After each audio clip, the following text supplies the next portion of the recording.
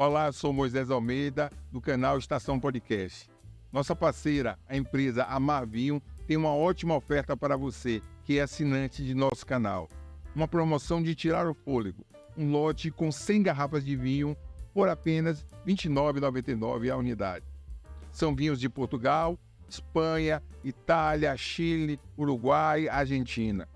Com uma grande variedade de rótulos.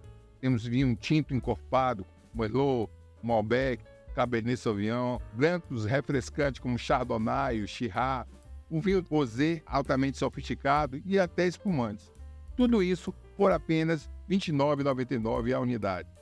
Essa promoção é exclusiva para os assinantes do canal Estação Podcast. Se você ainda não é inscrito, não perca tempo. Acesse agora o YouTube e entre em nosso canal Estação Podcast e faça sua inscrição. Aproveite essa oferta de vinhos cuidadosamente selecionados pela empresa Amar Vinho. Lembrando, essa promoção é válida enquanto durar o estoque.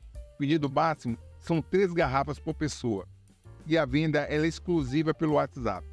Fale com o pessoal da Amar Vinho no número de WhatsApp que aparece aí no vídeo. Faça seu pedido. Você faz a sua compra pelo WhatsApp e vem pegar aqui na Estação Podcast. Isso mesmo, nós queremos que você conheça o nosso estúdio.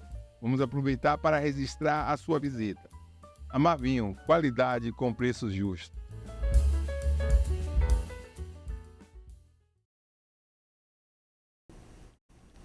Boa tarde. É um prazer estarmos aqui hoje, na Estação Podcast, no programa Caminhos para a Educação, para falarmos de um assunto muito interessante para toda a sociedade.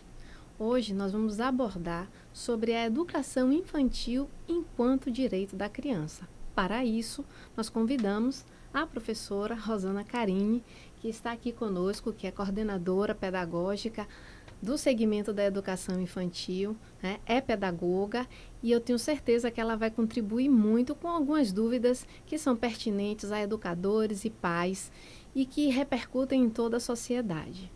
Professora?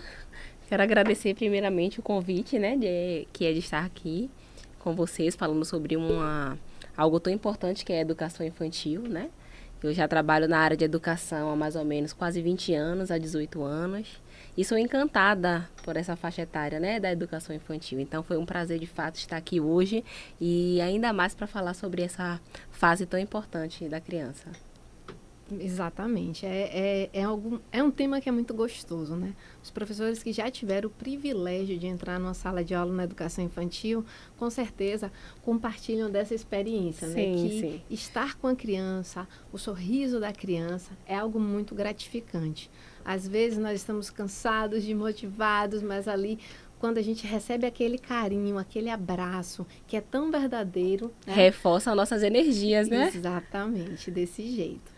Então, professora, mesmo tendo todo esse prazer que a educação infantil pode compartilhar entre docentes e discentes, existem alguns mitos que nós precisamos quebrar. Sim. Então, um desses mitos alguns pais acham desnecessário esse processo porque pensam que a criança só vai para a escola para pintar e rasgar papel. Como é que você se posiciona em relação a isso, professora? Qual é a função da educação infantil? É verdade, viu, Kate? Muitos pais pensam assim, né? Na verdade, eles pensam que é a solução, porque muitos trabalham o dia inteiro, não tem como cuidar do filho. Então, graças a Deus que a educação infantil apareceu, porque vou colocar na escola para fazer esse papel, que eu não posso. Quando, na verdade, a escola, ela não é, Não é esse depósito de crianças, Quando a gente para pensar, a gente sabe que a educação infantil é um direito adquirido. Segundo lá a LDB, no artigo 29, mostra isso, que a criança ela tem direito a passar por essa fase da educação infantil. E que ela tem finalidades, que é o desenvolvimento da criança em sentido psicológico, intelectual, social e físico. Então, é uma fase assim de suma importância. Sim, uma coisa que você falou, professora, muito importante, que não é depósito de criança. Eu me recordo que recentemente, quando nós tivemos a pandemia de Covid-19, existiu uma polêmica muito grande, porque quando inicia o processo de vacinação, que já no início, entre final de 2020 e início de 2021, algumas atividades elas estavam retornando, né, para o presencial. E o que acontece? Existia uma discussão muito grande, porque as escolas não estavam funcionando. E aí, assim, muitos pais estavam se queixando do tipo, onde é que eu vou deixar meus filhos? E eu senti naquele momento que estamos em pleno século XXI e ainda se acredita que o único motivo da educação existir, da educação infantil existir, é porque os pais, eles precisam trabalhar e deixar seus filhos em um local seguro. É verdade, muitos pensam assim, né? Mas a educação infantil, ela é muito importante, né? É a base. É o primeiro contato que a criança ela tem com a educação de forma formal. Até o momento, a criança ela só tem ali o contato do conhecimento no seio familiar, né? Então, é nessa escola que ela vai aprender a socializar com outras pessoas, né? E por isso a importância dos profissionais que lidam com essas crianças, né? Ter essas habilidades específicas para lidar com essa faixa etária, né? Sim, sim. Agora, essa questão que você acaba de falar sobre o processo de transição, a criança está saindo do seio familiar e nesse momento ela começa a frequentar uma outra instituição. Então, nesse processo, quando isso acontece, como é que ocorre a adaptação da criança a essa nova realidade? Porque, acredite, nos meus anos de experiência, eu já vi um pouco de tudo. Eu já vi, né, mães que saíam chorando nos primeiros dias de aula porque os filhos não choravam. Eu já vi mães que choravam porque não conseguia ir trabalhar e deixar os filhos na escola chorando. Então, como é que é esse processo? A gente precisa trabalhar com essas duas, né? Tanto com as crianças quanto com os pais. A gente vê que a insegurança geralmente vem mais da parte dos pais do que até da própria criança, né? Então, nesse momento, a gente precisa acolher os dois. Né, acolher a criança, né, que está ali num ambiente diferente, né, e precisa se sentir seguro naquele ambiente com as pessoas que estão ali com ela, e acolher também esses pais passando justamente essa segurança, essa confiança, né, de que as pessoas que estão ali estão habilitadas para cuidar do filho dele, que ele pode ir para casa tranquilo. É um ponto importante, né, que esses profissionais, eles são preparados, né, e o professor da educação infantil, ele tem uma formação. Então, isso é importante para entender a seriedade do trabalho que vai ser desenvolvido ali, né?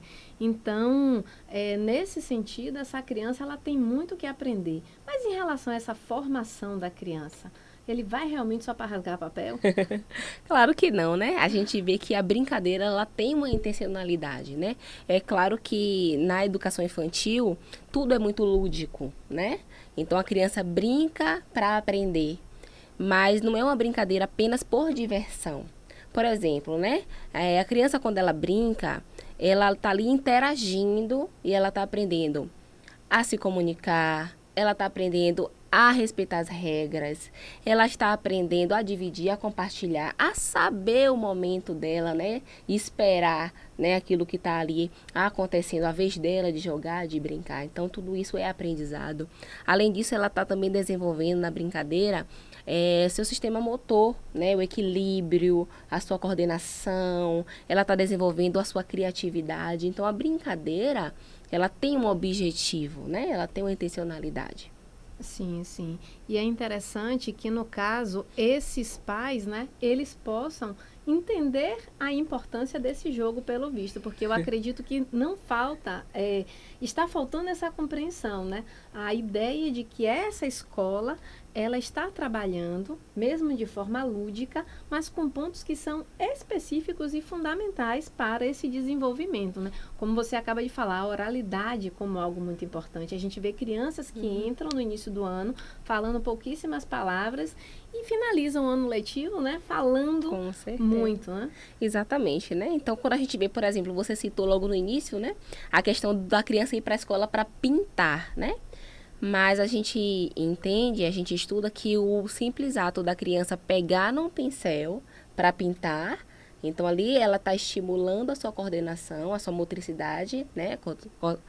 Coordenação motora fina, né? O movimento que ela faz com a mão também tem uma intencionalidade, que é fortalecer os músculos. Então, posteriormente, quando essa criança estiver ali na fase da alfabetização, do letramento, ela vai ter mais facilidade, né? Porque ela vai conseguir fazer ali, ó, a letra cursiva, né? Que tem aquelas formas mais finas. Então, essa habilidade ela desenvolveu na educação infantil.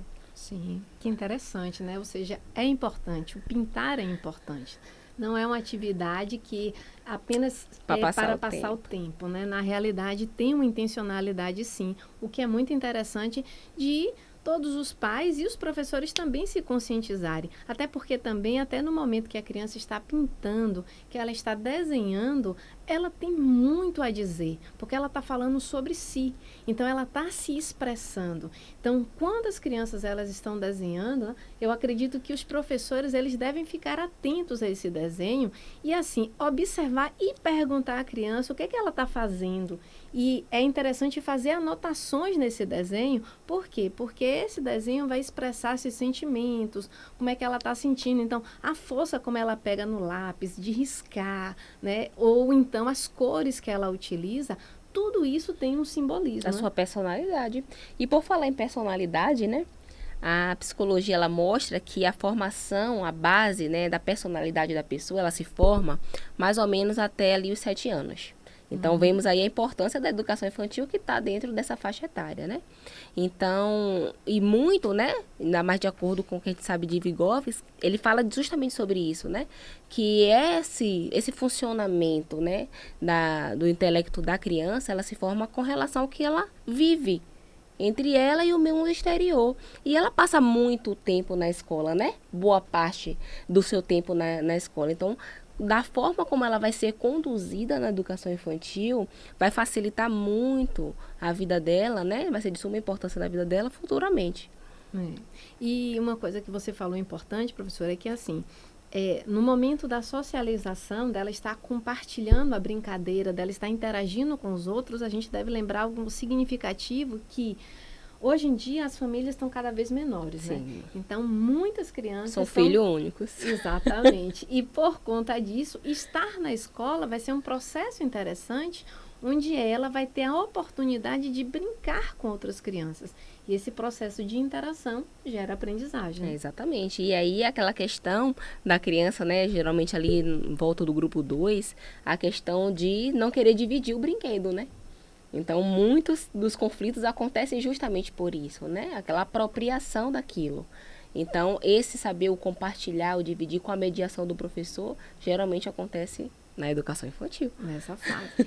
E a gente tem a fase que se chama de egocentrismo, né? Onde a criança, ela é o centro de tudo. E se ela não passa muito bem por essa fase, ela vai se tornar um adulto da mesma forma egocêntrico. Sim. Então, vai ser o trabalho desenvolvido a partir daí que vai ajudar essa criança num processo de maturação para que no futuro ela consiga, né, fazer esse compartilhamento. Exatamente.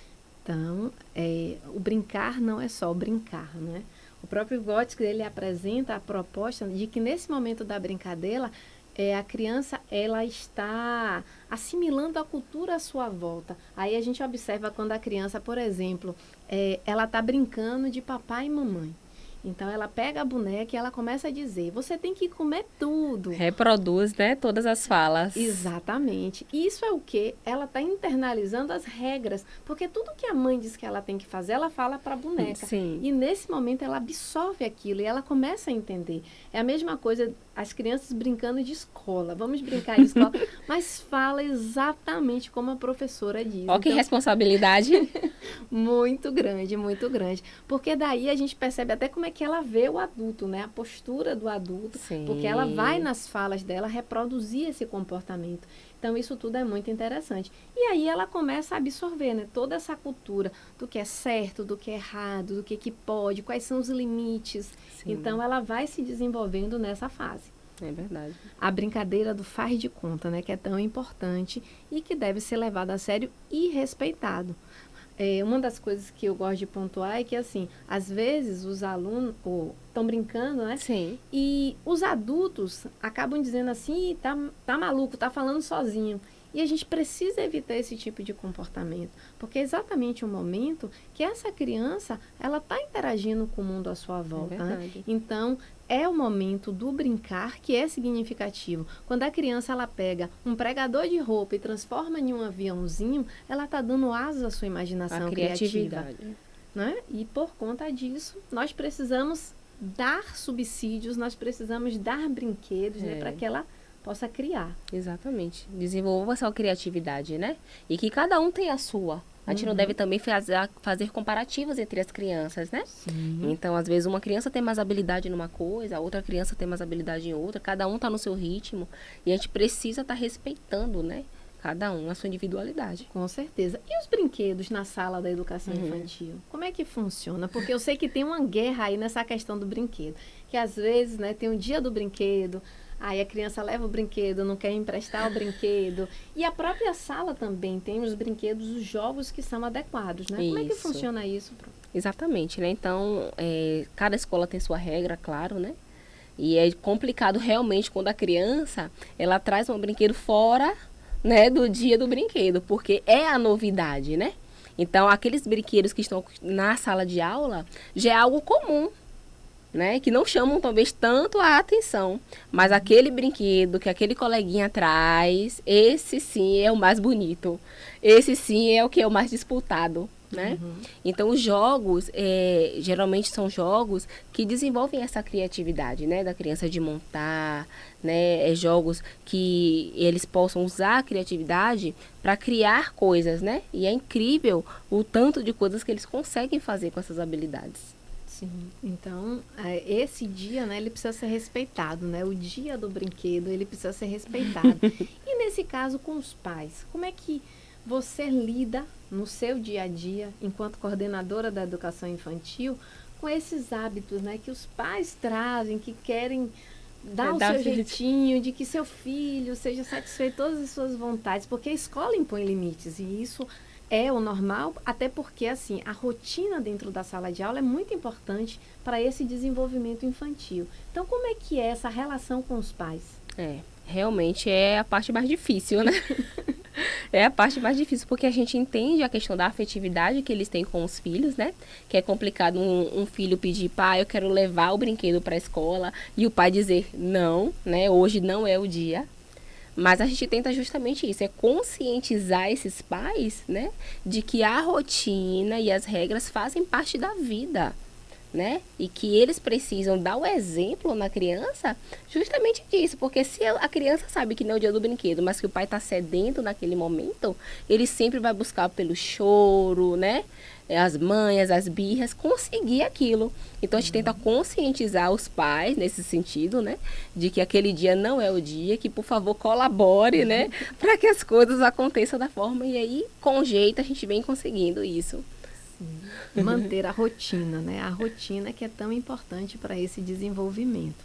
Eu me recordo que, quando eu entrei, né, numa sala de aula de educação infantil, a primeira vez foi em 1999. Tem muito tempo. Mas, assim, nesse processo, o primeiro dia de aula foi aquele dia de tanto choro que eu cheguei para a diretora e falei, eu vou desistir, amanhã eu não venho mais. E ela fez, não, que isso, você foi ótima, eles adoraram. Mas eu fiquei naquele pânico, naquele desespero, meu Deus, se todos os dias forem assim, eu não vou aguentar. E o que acontece? No dia seguinte, eles já chegaram empolgados e a gente foi construindo, né? Esse vínculo, né, afetivo. Exatamente. Que só pode ser construído aos poucos mesmo, né? Aos poucos que a segurança e esse contato afetivo, ele vai ser criando essas relações, né? E depois a professora passa a ser, né? Sim, a referência. A referência, Imagine né? hoje, quando eu tenho alunos que são professores, são coordenadores pedagógicos, alunos que, assim, trabalham em cursinhos, e, assim, me dá um orgulho, sabe? De dizer assim, nossa, aqui me encontra. Então, é realmente muito gostoso e muito satisfatório, né? Porque a gente se transforma naquela pessoa que eles vão ter o carinho pro resto da vida. Tem alunos adultos que dizem assim, eu ainda tenho sua foto. Então, é realmente muito interessante, é muito prazeroso, gratificante, né? Exatamente. Agora, professora, para que assim fique claro, quais seriam as funções básicas da educação infantil em relação à criança? Nesse contrato, ela adquiriu esse direito, certo? Só que assim, a educação infantil, para ela cumprir o seu papel, ela tem determinados critérios. Então, como é que você enxerga isso? a questão do educar, né, do brincar, que é muito importante, e do cuidar, né? Então, a gente precisa equilibrar isso tudo na educação infantil. É claro que uma criança da educação infantil, ela precisa de muito mais cuidados, né? Do que os maiores da educação, já do fundamental, anos iniciais ou anos finais. Então, a gente precisa equilibrar isso. O cuidar, né? Que é a questão da afetividade, né? Das coisas mesmo, dos aspectos físicos também que a criança tem. E o brincar com o educar. Então, tudo isso tem que estar juntos, né, para poder conseguir a gente cumprir os requisitos da educação infantil. Até porque tem determinados momentos na educação infantil, né, que como é dividido em creche e pré-escola, vai precisar de um assistencialismo para essa criança, porque ela não consegue fazer as coisas básicas, né? Ainda não tem autonomia. Ainda não come, não sabe levar até a boca, então vai precisar de ajuda em várias questões, né? Até, de fato, ela conseguir aprender. É verdade. Então, esses 3 pontos, eles são realmente muito significativos.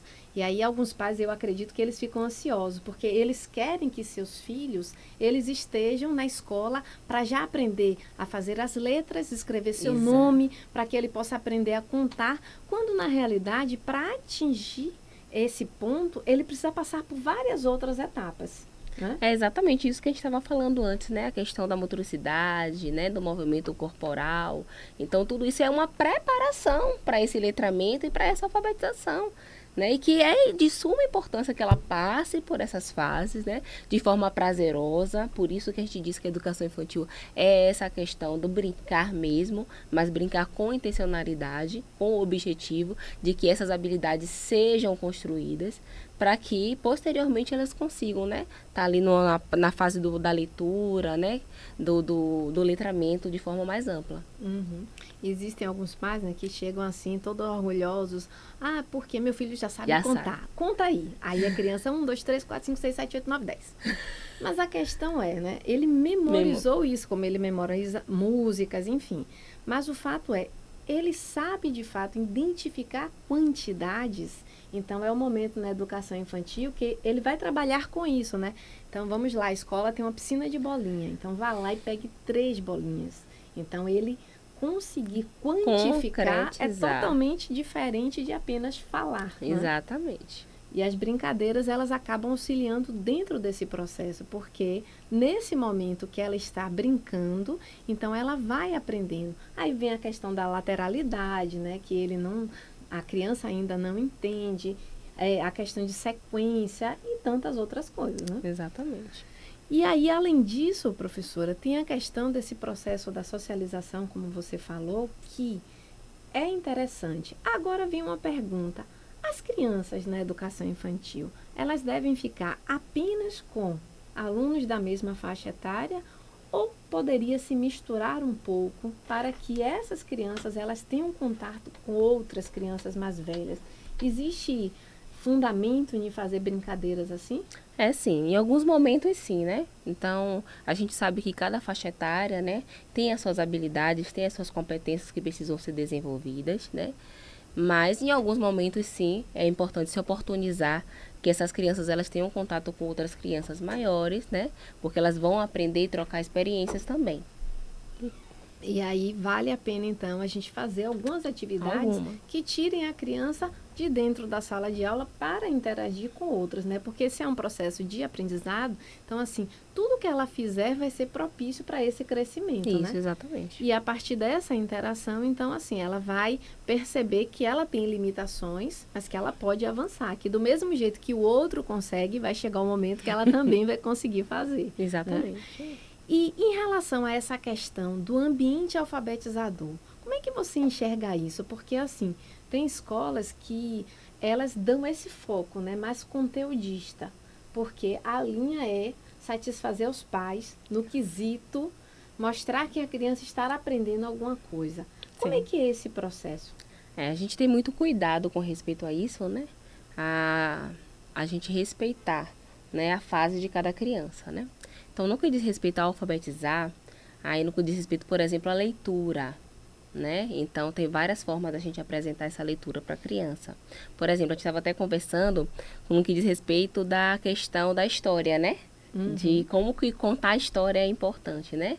Então, geralmente, a professora, ela senta, ela quer dramatizar, né? Ela quer contar a história para que a criança consiga, né, entender a história de forma, né, mais interessante. Imitar a fala dos personagens, Isso, exatamente, mudar o tom de voz, Exato. né? Então, isso é importante. Mas é importante também que a professora ela leia na íntegra o que está sendo escrito ali naquela história.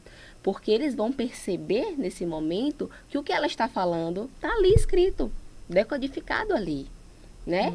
Então, e com muito mais riqueza de detalhes, né? Então, isso vai estimular eles a também querer, né? E tem muitos alunos que já pegam ali o livro, né? E fingem que tá lendo, né? Vai olhando as gravuras, né?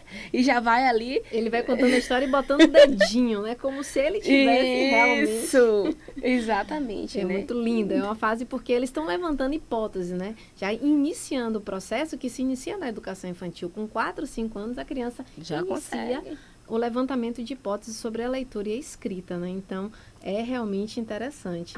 Aí, quando você fala de respeitar o tempo, é uma outra coisa, né? Que precisa ser levado muito a sério. Tanto que, quando surge o termo jardim de infância, né? Como se chama a educação infantil, é nesse aspecto, né, professora? De cada um tem o seu tempo de desabrochar, né? Isso, exatamente, né? E aí a gente deve evitar, como eu falei, o comparativo, né? Não se deve comparar, né? Porque também tem muito a ver com o estímulo familiar, né? Então, quando a criança, ela já está ali num ambiente em que o ler, o estudar é algo comum, e essa criança, ela está sendo muito mais estimulada. Então, é provável que ela tenha mais facilidade, mais interesse, né? Seja mais motivada, né? Então, do que outras crianças que não têm esse ambiente. Eu me recordo agora, você falando sobre isso, né? De que quando estava como professora da educação infantil, em 1900 Que bolinha é? Então, assim, eu me recordo que eu sempre incentivava os pais a que eles disponibilizassem em casa materiais para que essa criança, ela também se sentisse estimulada em casa. Então, ela precisava ter tesoura, papel, tinta, pincel, massinha de modelar, para que ela desse continuidade a tudo que ela está vendo na escola. E aí, alguns pais traziam uma questão que era interessante sobre o dever de casa. Para mim, o dever de casa sempre foi uma polêmica, né? Por quê? Porque os pais diziam que a quantidade era pouca e que as crianças choravam porque queria mais. E aí, professora, como é que acontece isso? Me conte. É verdade. Muitos pais, né, eles dizem que não tem paciência, né, para aprender. Tem duas vertentes. Tem aqueles que acham pouco e tem aqueles que acham que não sabem ensinar, né? Não tem aquela paciência pro pequenininho, porque às vezes quer que a criança faça de forma perfeita. Tá pedindo lá para desenhar, desenhe você, como você se vê. E aí a criança risca tudo, né? Os menorzinhos, e aí eles acham que eles erraram, né? Quando na verdade não. Ali, se você perguntar quem é, o que foi que ele desenhou, ele vai dizer, eu desenhei, eu me desenhei, aqui sou eu, né? Então a gente lida muito com isso, né? Então, muitos não têm essa paciência, né, de estar ensinando, e muitos acham que é pouco, que deveria ter uma oportunidade maior, né, que deveria estar ali cobrindo as letrinhas, né, como a gente via antigamente. Sim. E principalmente que, assim, às vezes os pais, eles precisam aprender a explorar a atividade, né? Quantos animais tem aqui, né? Aí, assim, vai tentar, a partir do que está ali na atividade, fazer outras perguntas que não estejam relacionadas apenas àquilo que está fazendo. Então, é uma orientação interessante para que a gente possa entender que mesmo que seja apenas uma folha a atividade, mas é uma folha que tem muita coisa que pode ser explorada, né? Isso. E não ficar limitado apenas a leve o cachorrinho até o osso, aí passa um traço e acabou. Não, então assim, tem coisas que podem ser perguntadas a partir daquela... do que se apresenta na atividade, que assim, vai ampliar o desenvolvimento da criança, né? E aí essa paciência é fundamental. Foi a paciência que a gente viu faltar na pandemia, né? Que muitos pais estavam desesperados. Inclusive, a gente vê que teve uma queda muito grande, né? Então, as escolas que trabalhavam apenas com a educação infantil, muitas delas fecharam justamente por causa disso. Porque às vezes a criança ela não tinha uma autonomia ainda de ficar na frente de uma tela sozinha. E ela dependia ali da ajuda dos pais, né? E os pais não tinham tempo e nem paciência, né? Para estar com elas ali. Então, preferiram, né? Justamente porque não sabem a importância da educação infantil. Então, eles preferiam o quê? Vou tirar da escola, né? Ainda não está no momento. Quando voltar, eu coloco novamente. E nesse caso, o déficit acaba sendo muito significativo, né? Porque hoje, você que já está nessa área há muitos anos, como é que você avalia o caso das crianças que estão no grupo 4 e 5 que pegaram o processo da pandemia com as aulas remotas? Nossa, a gente vê claramente, né, que a dificuldade que eles estão tendo, né? Então, hoje em dia, o grupo 5, alunos que estão indo para o primeiro ano, então a gente vê mesmo justamente essa falta. Essas habilidades que a gente comentou aqui, faltaram neles, né? Porque por mais que a professora se reinventou na pandemia, né? Muitos fizeram de sua casa um estúdio mesmo, né? Sim. De apresentação, se fantasiavam, né? Para que a aula seja de forma mais interessante, mas ainda assim o contato, né, com a professora ali de fazer a coordenação motora, então isso faltou. Então essas habilidades, né, não foram criadas, e aí essa criança hoje no grupo 4, grupo 5, até no primeiro ano, ela tá tendo essa dificuldade, né, maior justamente por falta dessas habilidades. A gente vê até um déficit muito grande na alfabetização. A alfabetização está sofrendo até hoje os efeitos da pandemia, justamente porque essas crianças elas não tiveram essas experiências, né? E aí, por conta disso, em casa, eu ouvi muitos relatos de pais que diziam que não conseguiam, que tentava fazer de todas as formas chamar a atenção da criança, mas muitas vezes a criança ela queria estar, sim, com o celular na mão, mas para ver desenho, para ver as coisas de interesse dela e não para focar em uma proposta. E justamente pelos pais não terem as habilidades, metodologia, didática para lidar com a criança, infelizmente acabaram não conseguindo desenvolver essas atividades. Então, hoje a gente percebe que essa educação infantil, ela é importante. E os pais que viveram esse momento de pandemia, eu acho que eles conseguiram entender isso, né? O que um professor faz em sala de aula. Sim. Porque se eles não estavam tendo paciência com uma criança em casa, então imagine um professor com 15, 20 alunos na sala, né? É verdade. É algo que realmente, assim, chama muita atenção em relação a isso. Que nesse caminhar, né? O professor, ele acabou se mostrando ser um profissional que ele precisa ser valorizado, né? Agora, quando a gente fala em valorização, eu queria saber a sua opinião sobre. Você acha correto que a professora da educação infantil seja chamada de tia? Eita! É porque, assim, algumas pessoas acham que soa bonitinho, que é carinhoso, né? E aí? É verdade, né? Então, muitos não têm nenhuma maldade, vamos dizer assim, quando chama, né, a professora de tia, né? Para dizer que é uma extensão do seio familiar, mas, na verdade, é um erro, né? Então, a professora não deve ser chamada de tia. A gente vê que confunde a criança, né? Ela não sabe mais do que é ambiente escolar, né? Do que o ambiente familiar, então confunde a criança, né? E não deixa também de ser uma desvalorização. A gente sabe que hoje um profissional para atuar na área de educação, ela precisa estudar, né, ter uma formação acadêmica, nível superior. Então, tudo isso, chamar de tia é como se fosse com a tia tudo pode também, né? Uhum. Com a tia tudo pode, a tia é aquela que não dá bronca, Sim. né? É aquela que permissiva. Então, tira um pouco do foco do que é ser um professor. Do profissional, da docência, né, por assim dizer, o que é muito interessante. Me lembrou agora o livro de Paulo Freire, né, que ele traz essa abordagem, que professora sim e tia não, no tema justamente mostrando isso, que essa desvalorização, ela fica camuflada, né? Sim. Porque uma outra concepção que é muito errônea sobre a educação infantil é que as pessoas acreditam que só porque alguém é calmo, é tranquilo, é paciente, ou você é tão tranquila, você devia ser professora dos pequenininhos. E não é só isso, né? Para estar à frente de uma sala de aula, você precisa entender de vários processos, inclusive processos psicológicos do desenvolvimento infantil. Então, não é simplesmente você chegar e, porque você tem uma determinada característica, que pode estar em sala de aula. Então, infelizmente, algumas escolas elas acabam contratando, né, de uma forma como uma mão de obra barata, aleatória. né? Exato. Profissionais que não têm essa competência. E quais os impactos disso, né, para essa criança em formação? De ter uma pessoa que ali não está preparada para lidar com ela. A gente comentou aqui que a educação infantil é a base, né? Então imagine um edifício que não tem uma base firme. Pode cair a qualquer momento.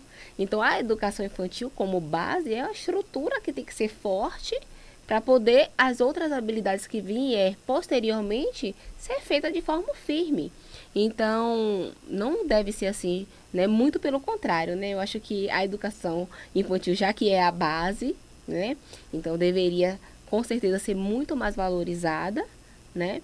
E porque justamente é a base de tudo. Então, se essa base ela não for bem edificada, né?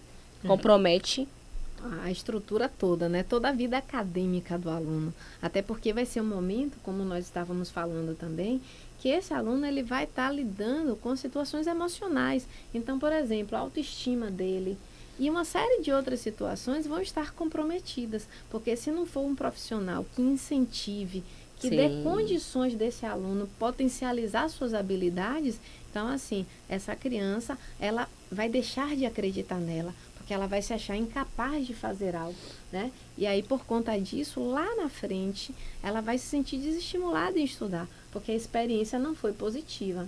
E quando essa criança ela vai motivada para a escola, ela tem esse lúdico como uma forma de incentivar ela a aprender brincando, consequentemente, ela vai ver sempre na escola um aprendizado prazeroso, né? Então, ela vai ser muito mais estimulada a gostar de estudar. Então, veja que, nesse caso, né, comprometer e até cobrar do aluno uma coisa que ele não pode fazer, como, por exemplo, a questão da leitura, né, e da escrita, é algo que vai realmente comprometer todo o processo, não é, professora? exatamente. E aí só vai entender isso tudo quem tem essa formação, né? Porque quando a gente faz a formação acadêmica, a gente entende todas essas características, a gente sabe quais são as habilidades para cada turma, para cada idade, né? Então a gente não atropela, a gente não ultrapassa, ainda mais porque a gente sabe que tem umas crianças que avançam mais do que outras, mas a gente precisa saber quais são as habilidades e competências que ela precisa adquirir naquela turma que ela está presente, né? Então isso tudo só vai saber a pessoa que tem essa formação acadêmica, e por isso a importância disso. Eu me recordo que a neurociência, né, hoje ela está contribuindo muito com o processo da formação docente, porque ela está dando um suporte muito grande para entender como é que o cérebro, né, ele aprende, porque a partir daí nós podemos aprender como ensinar melhor. E aí tem um autor chamado Francisco Moura, que ele diz o seguinte: no momento que você tenta forçar uma criança a ler, é como você estivesse torturando ela. Por quê? Porque existe uma parte específica na região cerebral que é como se fosse oca. E no momento que a criança vai adquirindo a linguagem, vai adquirindo o contato com o mundo, com a cultura, aquela área vai sendo preenchida. Sim. Aí vai chegar um momento de maturação. E aí, quando essa área ela está, né, nessa fase de maturação, diz que a criança geralmente leva de 3 a 4 meses para ler. Então, você pode até estimular a criança, mas ela só vai ler quando de fato ela estiver pronta. E é por isso que é algo muito pessoal de cada um. Por isso que você traz a ideia de não comparar, Sim. né? Porque cada um vai ter o seu próprio desabrochar e vai chegar o seu momento de desenvolver. Aí, assim, tem crianças que não conseguem desenvolver a leitura, tem uma dificuldade. Aí a gente precisa entender os fatores que contrapõem isso, né? Isso. Mas se a gente quer forçar ela a ler antes da hora, então é como se nós estivéssemos torturando, porque ela não tem condições de fazer isso ainda, mas não é porque ela não quer.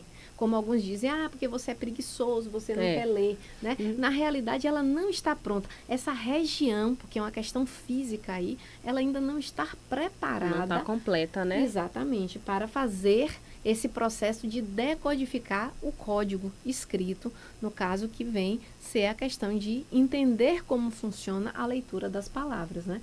Então, observem que não é o momento. E esse autor, ele fala que essa fase de amadurecimento acontece exatamente aos 6 anos de idade, na maioria das crianças. Claro que tem casos que acontecem antes, né? E tem casos que acontecem depois dos 6 anos. Mas o fato é estipulada a idade de 6 anos para o processo de alfabetização, porque é o que diz respeito à maioria das crianças. Então, assim, os professores, eles precisam definitivamente entender, e os pais precisam não cobrar os professores. Educação infantil não é para ler, né? E o grupo 5 é o mais cobrado nesse sentido, né? Porque é a última fase ali da educação infantil, né? Então, muitos acreditam que é nessa fase aí do grupo 5, né? Quando a criança tem 5 anos, que ela vai sair alfabetizada, né?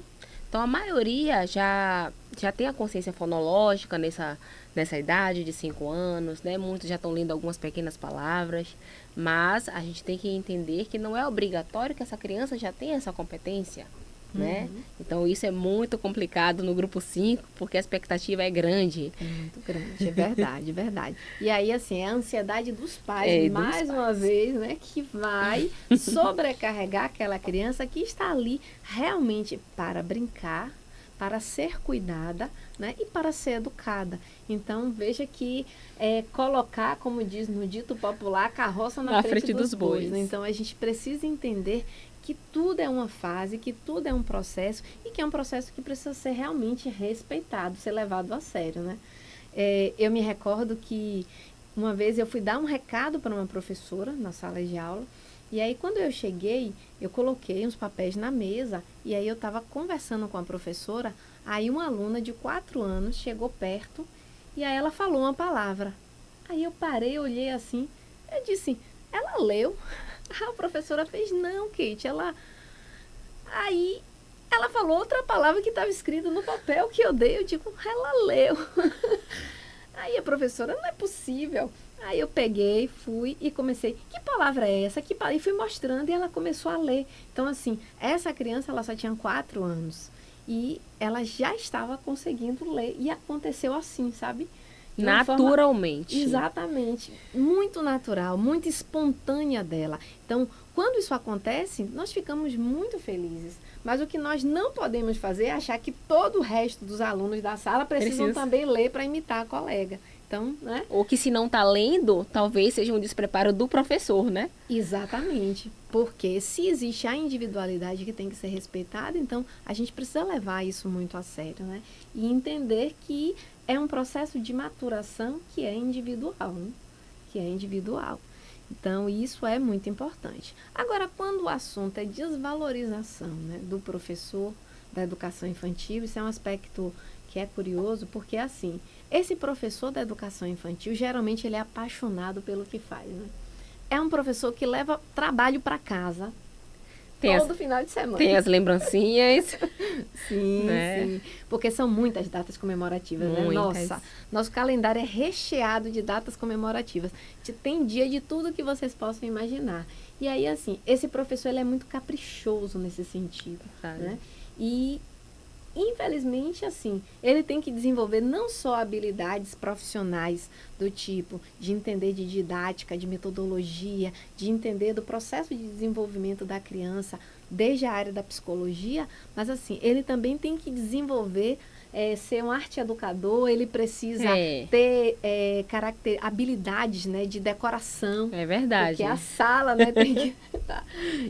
É verdade. Então, eles fazem isso tudo, né? Então, a gente vê que a caracterização, né? Sim, ele precisa também encarar personagens, né? Então, é a sala da educação... O corredor da educação infantil, né? Já é diferenciado, né? Então, eles precisam dessas habilidades de decoração. E a gente vê que, depois de tudo isso, quando a gente para ver, né? Quando a gente vai comparar com outros níveis de etapas de educação... é quem recebe o menor valor, né? Pela carga horária. E eu percebo muito isso, né? Quando eu estou conversando com as pessoas, que as pessoas perguntam, você é professora de quê? Aí eu digo, eu sou professora universitária. Nossa, que legal! Aí, assim, eu já vi casos de, você é professora de quê? Ah, eu sou do ensino médio, que bom.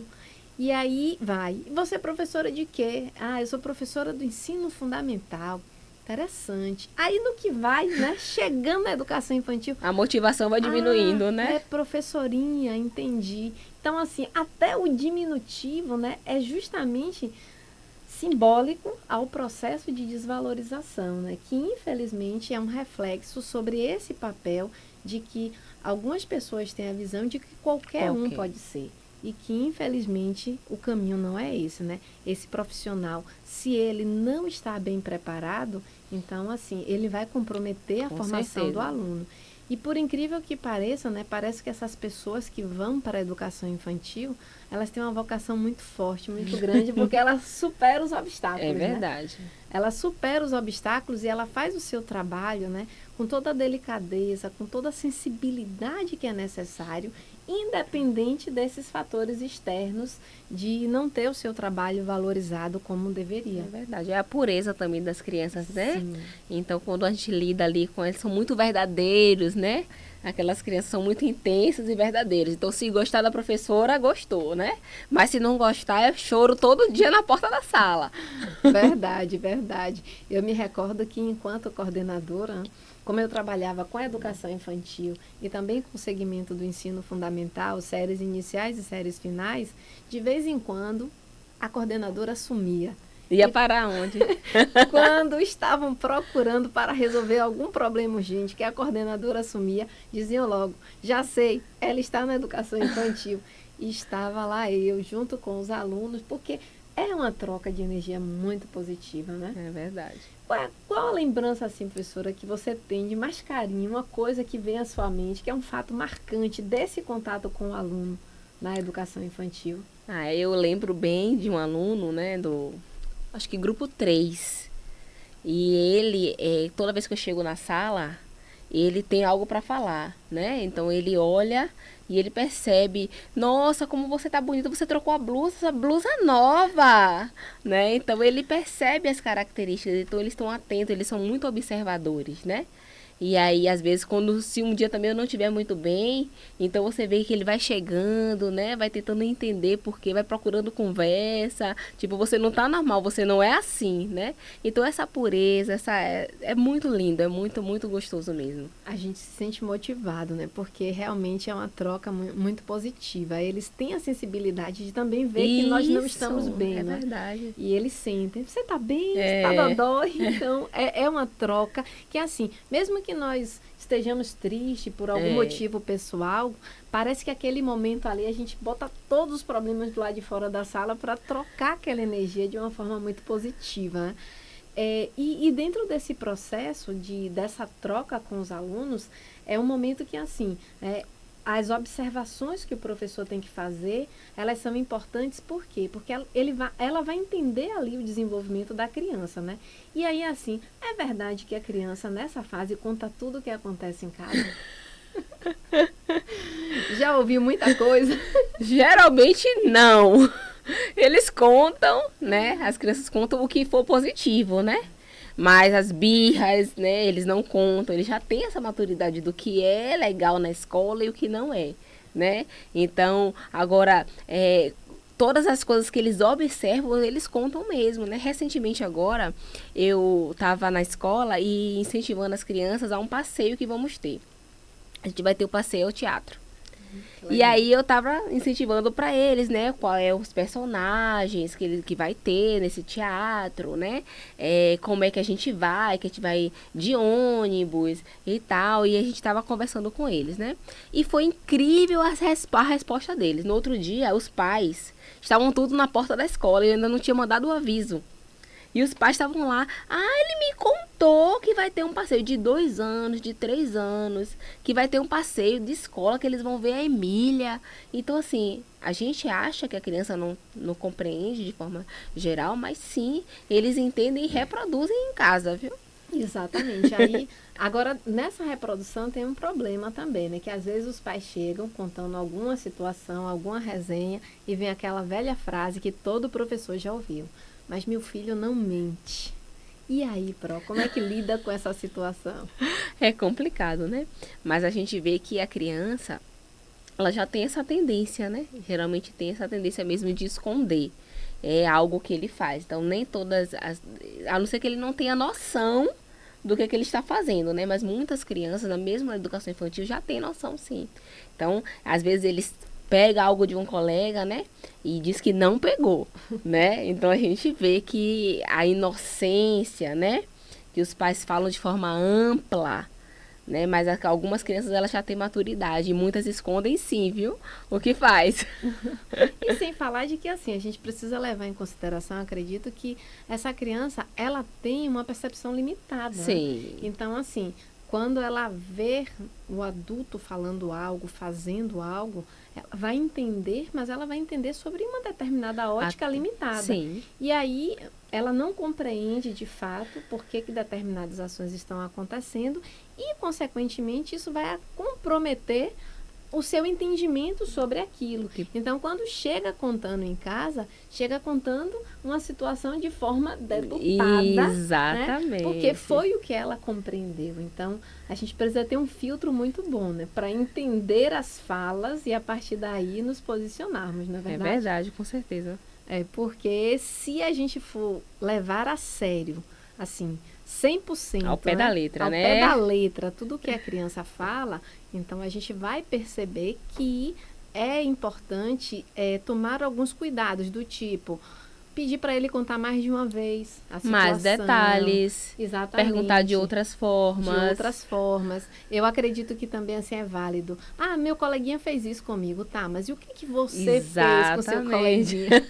Ele vai contar só essa parte, né? Nesse momento, a gente começa a tentar entender o contexto, né? Porque nenhuma ação ela acontece de forma isolada. Tudo é contextualizado.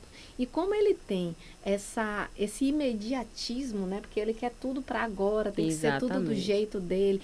Principalmente porque é a fase do egocentrismo, então isso é normal. O que acontece é essa criança ela vai precisar dessa compreensão dos pais. Então, não é chegar na sala para tirar satisfação com a professora, né? Mas tentar entender, porque assim, no momento que nós entendemos esse contexto, nós podemos ajudar na visão da criança para que essa criança, de fato, ela consiga perceber que ela precisa tomar cuidado também. Isso. E aí ela vai aprendendo, né, a como lidar com determinadas situações. Exatamente. Então, a forma como os pais eles conduzem, né, o que eles ouvem da criança, então faz toda a diferença, né? Então, às vezes a criança, ela vai contar algo para os pais, né?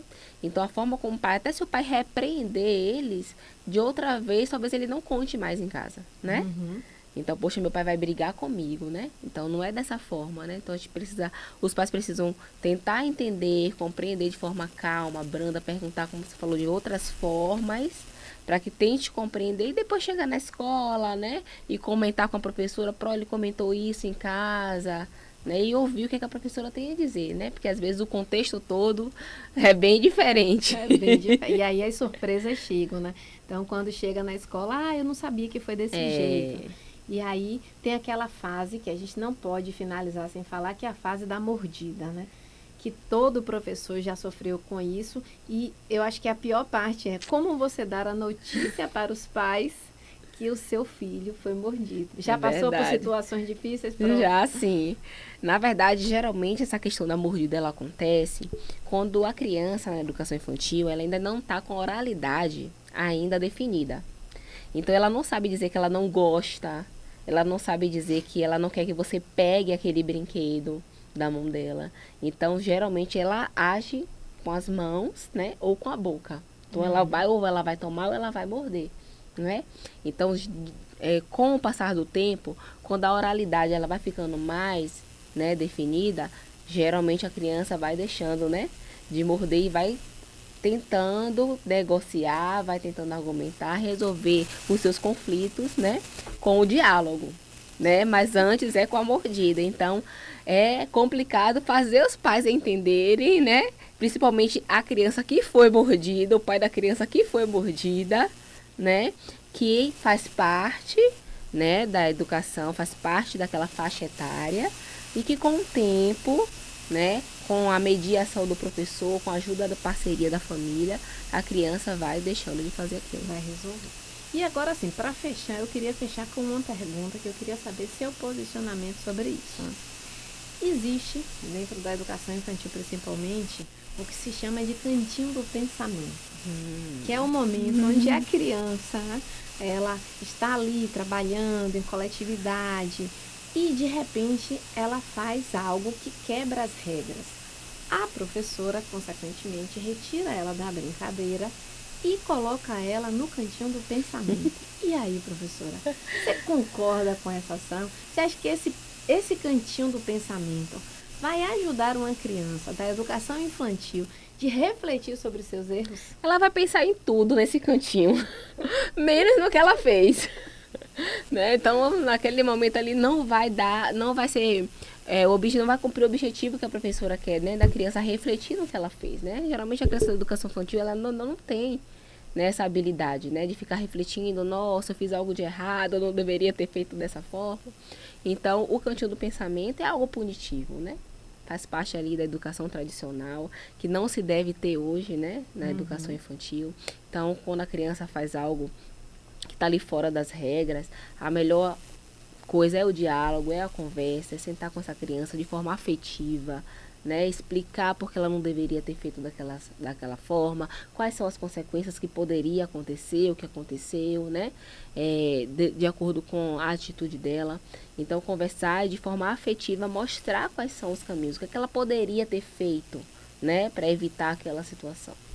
Sim, e assim, completando, né, essa sua fala sobre a questão de ser algo punitivo, a gente precisa ter uma preocupação também, que é não permitir que a criança associe, né, ao pensar uma coisa negativa. Sim. Que ela está sendo castigada ali, só que de uma forma camuflada, né? Então, ela é retirada da brincadeira para pensar.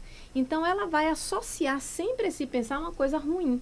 Então, ela vai crescer com a impressão de que refletir sobre as coisas é algo ruim. Então, isso pode ter, sim, consequências catastróficas lá na frente, na vida adulta da criança, né? Então, é um cuidado que nós precisamos ter. Nós compartilhamos o mesmo posicionamento, né? Não concordo, ainda que tenha vários professores que continuam colocando isso em prática, né? Até na graduação, na pós-graduação, eu sempre trago esse questionamento para os meus alunos em formação, e muitos defendem veementemente a favor de que é importante, que funciona. Que se não tiver consequência, né? Isso. A criança não vai entender que ela não pode fazer. Mas, assim, uma conversa, né? Eu acredito que é muito mais válido, porque na conversa, sim, ela vai refletir. Sim. Porque ela vai se colocar no lugar do outro. Então, o professor, ele vai mediar o conflito, fazendo com que ela reflita, conversando com a criança, fazendo com que ela responda a determinados questionamentos, para que aí, sim, nessas respostas, ela possa trazer uma reflexão. Mas ficar sentada, vendo que os outros estão brincando e ela não está brincando, ela pode até estar pensando em se vingar, né? Mas nunca, jamais em reflexão do que ela fez, né? Então, assim, é realmente uma postura que os professores, eu acredito que existem muitos materiais disponíveis sobre esse tema, e que vale a pena ler mais sobre isso, ver a discussão que psicólogos, que psicopedagogos trazem a respeito disso, porque nesse processo é importante que esses pais e professores, porque os pais também usam em casa, né, essa técnica para disciplinar as crianças. Muitos, na verdade, pais autorizam os professores a fazer isso. Olhe quando ele não estiver obedecendo, pode colocar ele num cantinho, né? Porque é algo que já faz, é uma prática em casa, né? Exatamente. Mas a gente vê que isso não traz, né? Não traz uma boa relação entre a criança e a professora. Né? Ele começa a ver a professora ali, né, como uma pessoa que pune, né, que não gosta. Então, não é o melhor caminho, né, para mediar esses conflitos. Exatamente. Agora, professora, para a gente encerrar, eu queria que você fizesse uma avaliação geral sobre como é que é esse processo da educação infantil, né? Essa experiência que você está tendo enquanto coordenadora pedagógica nessa área de atuação, sobre a importância que você vê desse processo de desenvolvimento. Faz um fechamento para a gente sobre essa temática, porque se deixar aqui, a gente tem assunto para conversar mais horas. É verdade, né? É algo muito gostoso de se conversar, né? Da educação infantil, abre um leque muito grande para várias coisas, né? Mas eu acho que ficou bem colocado a questão, né, que as pessoas entendam a importância mesmo que tem a educação infantil na vida de uma criança. né? Então, a partir dos 2, 3 anos de idade, a criança, ela vai desenvolver muitas habilidades, né? Quando ela está ali dentro da escola, né? Então, é importante que os pais, os professores, né? Tenham carinho ao olhar, né? Para essa fase dessa criança, né? Porque é a fase ali da formação da personalidade, né? Então, a gente está criando ali, formando ali vidas, né? Então, mais futuramente, né? Quando a gente for cuidado por essas crianças, né? A gente vai olhar para trás e ver que a gente fez um bom trabalho. Então, por isso a importância da educação infantil. Então, quando você vê uma criança brincando, agora, então pense, né? De uma forma diferente, que ela não está só brincando, né? Ela está brincando e aprendendo e se desenvolvendo, né? Mesmo quando brinca sozinho. Mesmo quando brinca sozinho, dando atas à sua imaginação, Exatamente. né? E à criatividade. É isso. Então, queremos agradecer a professora. Muito obrigada. Foi um bate-papo super gostoso de falar sobre um assunto que é realmente muito aprazível, principalmente quando, assim, né, você gosta do que você faz, quando você tem essa vocação para estar junto com as crianças da educação infantil, é muito positivo, né? E, assim, a mensagem que eu quero é que esses professores, eles lutem por defender a valorização, né, do profissional da educação infantil, que eles não aceitem ser chamados de tias, porque eles são profissionais, eles estudam durante 4 anos, eles estão dentro de uma faculdade para que eles possam ter uma formação profissional e, fora isso, ele vai fazer cursos de extensão, cursos de pós-graduação para se especializar no assunto. Então, assim, simplesmente ser taxado por tia para criar ali um vínculo que desautoriza o seu parecer profissional, não pode acontecer mais, né? Nós estamos no século XXI e a gente precisa entender que essa profissão, ela tem que ser mais valorizada, né? Então, foi um prazer recebê-la aqui, né? Queremos agradecer e já convidá-lo para que na próxima semana, na próxima segunda-feira, às 17 horas, nós vamos trazer aqui outros profissionais sempre para tratarmos, né, de assuntos referentes à educação. Então, a priori, nós vamos dar sequência falando sobre os desafios, né, das séries iniciais do ensino fundamental. E nós queremos convidar para que vocês estejam junto com a gente aqui no canal, para que possamos, assim, ampliar esse processo de discussão. Deixe nos comentários sugestões, dúvidas, para que nós possamos entrar em contato e possamos ajudar e responder, né?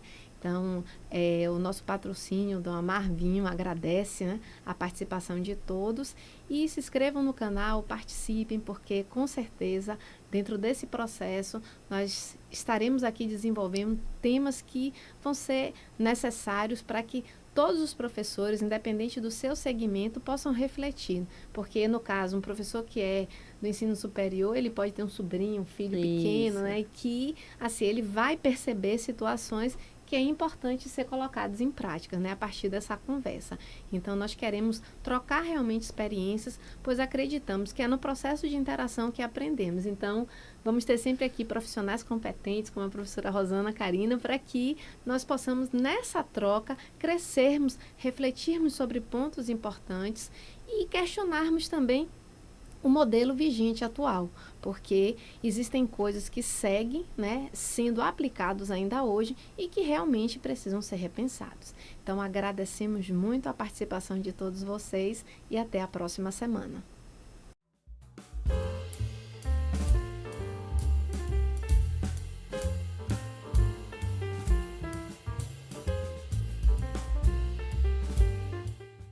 Olá, eu sou Moisés Almeida, do canal Estação Podcast.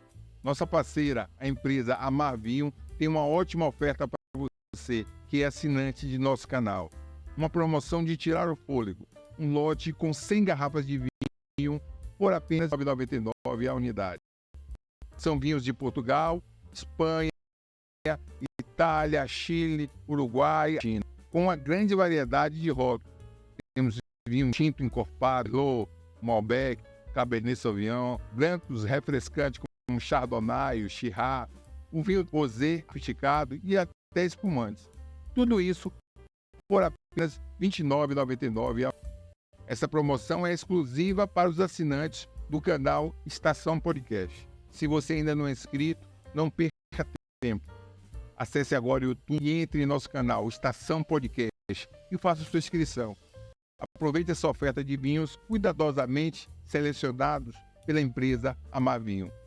Lembrando, essa promoção é válida enquanto durar o estoque. O pedido máximo são 3 garrafas por pessoa. A venda ela é exclusiva pelo WhatsApp. Fale com o pessoal da Amar Vinho no número de WhatsApp que aparece aí no vídeo. Faça seu pedido. Você pode fazer a sua compra pelo WhatsApp, pegar aqui na Estação Podcast. Isso mesmo, queremos que você conheça o nosso estúdio. Vamos aproveitar para registrar a sua visita.